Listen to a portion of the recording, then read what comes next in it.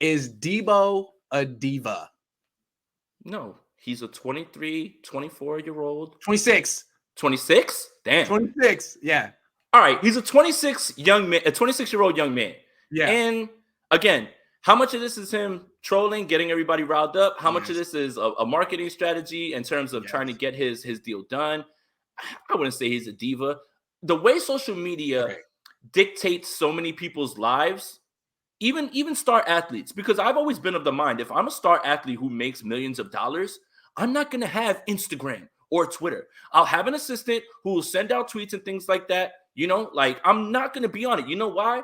With millions of dollars, you know what I would be doing? Not being on social media. I would either be doing my job playing football, or I'd be on a boat, on a vacation. You are not going to catch me being glued to social media when I have that much money and I have the world in my hand. But that's not the way these guys think right now. At this point, 26-year-old, I want to show pictures with I think the biggest news is that he's taking pictures with one of, if not the best current rapper, Lil Baby, which is what's way more important. I think that's way more newsworthy, right? You've got Lil Baby who's at the top of his game. You got Deebo at the top of his game. That's a little bit more newsworthy. Yeah, that's it, man. Yeah. I mean, that's it. 4 pockets, right?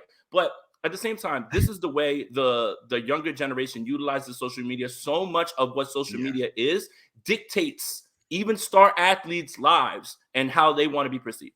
Yeah, when I think Diva, I think T.O., I think DK, this generation, DK Metcalf.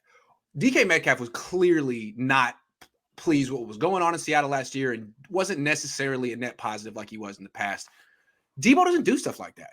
Right. You need me to play running back? No problem. He never complains. He never says anything. It's just he does these tiny little passive-aggressive things on social media. Microaggressions. That you can't even like necessarily pin down as him saying anything. It's like, maybe I'm making a statement, maybe I'm not. You don't know. I can deny it. It's very smart. He's very clever.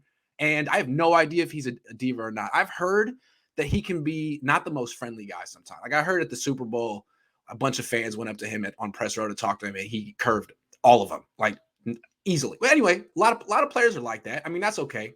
It doesn't mean he's a diva. I just feel like his pattern of behavior this offseason of like on Instagram in particular, like he put something cryptic up and then deny that it has anything to do with football is borderline diva behavior. Borderline. I'll say this.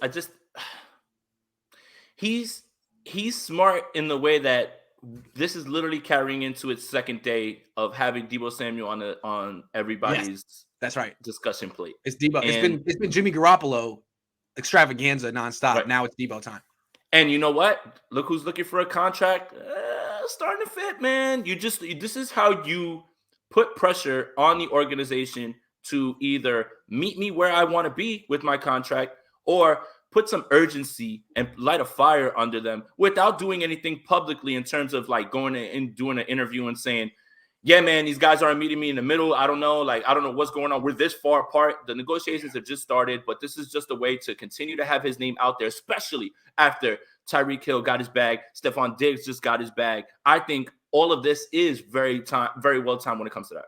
That's a genius point. What you're saying is that this might not even have been Deebo's idea. This could be like a strategy from agents now, because we've seen players do this and it seems to work because, again, you could kind of be like, I did it, but I didn't do it. You're reading too much into it. It's a move and it's not a move.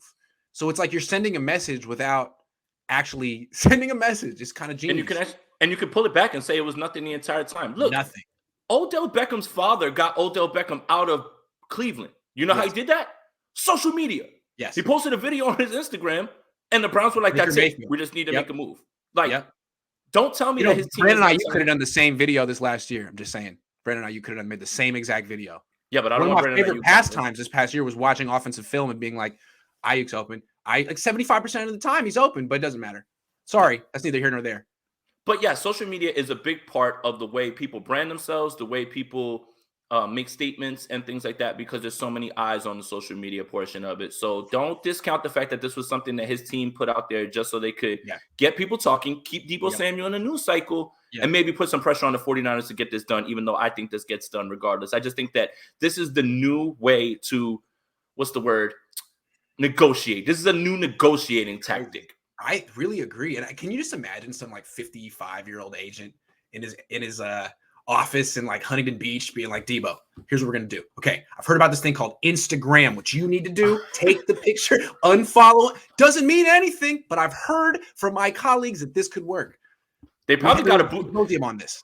It's probably their interns, guys that are looking to break in, that are telling them, hey, man, you don't have to delete everything. You can archive it. And then when everything gets signed again, all of a sudden those pictures come right back and you can unarchive them.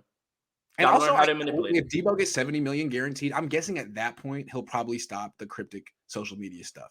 Because at that point, dude, you are wealthy. Why are you doing that? Because at this point, he's not wealthy yet. He's gotten a taste of money. He probably has a couple $1 million. Yeah, man. Look at Eric Armstead. He's got wealth. He doesn't tweet as much. He tweets sometimes just to make fun of me. And that's something that we like a thing we have going on. But that's different. That's how you guys bond. That's different. That's how we bond. Exactly. That's completely different. But again, when I'm wealthy and I'm super rich, trust me, man, I wouldn't even have a phone that would be in my hand. I don't care. I would not care. I'd be on a yacht. I'd be traveling, or I'd be working on my craft. Come on. Yeah. And I will not be posting 17 videos a day when I'm wealthy. It'll be one video, 20 seconds being like, Jimmy Garoppolo's still here. Boom. And then we move on because he's never leaving. Or it would just be one of these videos on the story where you're got a song and you're just like, because you're paid and stuff like that. You could do one of those and just keep it moving. So how many days until Jimmy Garoppolo gets his contract extension? Just kidding.